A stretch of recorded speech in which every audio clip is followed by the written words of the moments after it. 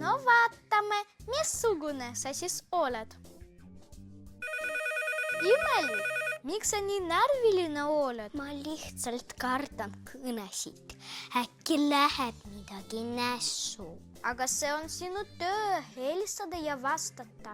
Aga see on nii hirmus. Ah, sõbrad, ärge mulle rohkem helistage. Minu telefon kardab.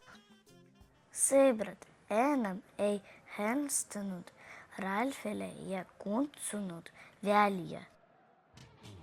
Olgu peale, mulle niikuinii ei meeldi lärmakad kohad.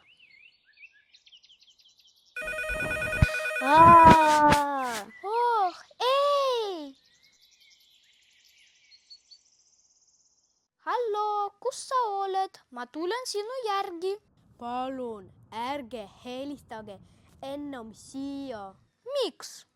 Minu väike telefon kardab.